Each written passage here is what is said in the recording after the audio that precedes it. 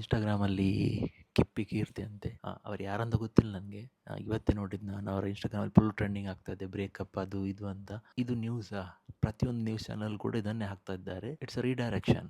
Okay, ಅವರ appearance ಬಗ್ಗೆ ನಾನು ಕಮೆಂಟ್ ಮಾಡೋದಿಲ್ಲ, ಅದು ತಪ್ಪು. ಯಾರ ಅಪಿಯರೆನ್ಸ್ ಬಗ್ಗೆ ಕಮೆಂಟ್ ಮಾಡೋದು ತಪ್ಪಾಗ್ತದೆ, ತಪ್ಪು, ಅದು ಮಾಡಬಾರ್ದು. ಬಟ್ ಸೀರಿಯಸ್ಲಿ, ಐ ಮೀನ್, ಮೂರು ಜನ ಹುಡುಗರು ಇನ್ವಾಲ್ವ್ ಆಗಿದ್ದಾರೆ ಅಲ್ಲಿ. ಏನಂತ ನಂಗೆ ಗೊತ್ತಾಗ್ತಾ ಇಲ್ಲ.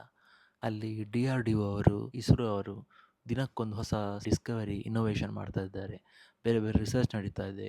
ಅದರ ಬಗ್ಗೆ ನ್ಯೂಸ್ ಮಾಡೋದು ಬಿಟ್ಟು ಇದು ಯಾರೋ ಅಲ್ಲಿ ಬ್ರೇಕಪ್ ಅಂತೆ, ಅಲ್ಲಿ ಇದಂತೆ, ಎಂಥದ್ದು ಅದೊಂದು ನ್ಯೂಸ್ ಚಾನಲ್ಸ್ ಅದು.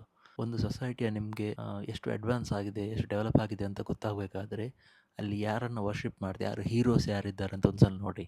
ಇನ್ಫ್ಲುಯೆನ್ಸರ್ಸ್ ಒಳ್ಳೆಯವರು ಕೂಡ ಇದ್ದಾರೆ, ಒಳ್ಳೆ ರೀತಿ ಕಂಟೆಂಟ್ ಮಾಡೋರು ಇರ್ತಾರೆ. ಬಟ್ ಎಂಥವರನ್ನು ನೀವು ಮೇಲ್ಗಡೆ ಇಟ್ಟಿದ್ದೀರಾ?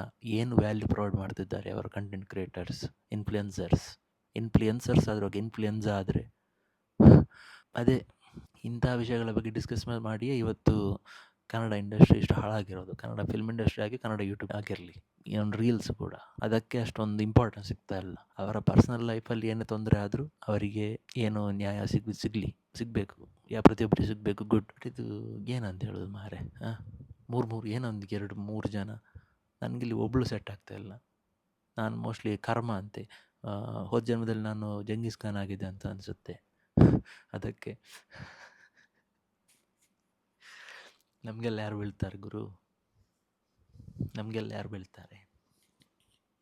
ಎಂಕೆಲ್ಲ ನೇರ್ಲ ಮೂಸು ಚೇರ್ ಮಾರೆ, ತುಳುವಲ್ಲಿ ಹೇಳಿದೆ.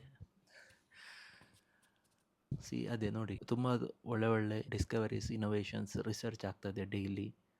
ಜಿಯೋ ಪಾಲಿಟಿಕ್ಸ್ ಆಗಿರ್ಬೋದು, ಸೈನ್ಸಲ್ಲಿ ಆಗಿರ್ಬೋದು, ಈವನ್ ಸೊಸೈಟಿಯಲ್ಲಿ ಕೂಡ ಆಗಿರ್ಬೋದು. ಅದರ ಬಗ್ಗೆ ಜಾಸ್ತಿ ನ್ಯೂಸ್ ಬರಬೇಕು, ಅದರ ಬಗ್ಗೆ ಜಾಸ್ತಿ ಅವೇರ್ನೆಸ್ ಬರಬೇಕು. ಅದು ಬಿಟ್ಟು ಬ್ರೇಕಪ್ ಇಶ್ಯೂ ಅಂತೆ, ಚೀಟಿಂಗ್, ಇದೇ ಆಗೋಯ್ತು. ಒಟ್ಟಾರೆ ಹಾಳು ಮಾಡಿ ಹಾಕಿದ್ದಾರೆ ಎಲ್ಲ. ಬಿಡಿ ಅಷ್ಟೇ, ಮತ್ತೇನು ಹೇಳಲಿಕ್ಕಿಲ್ಲ.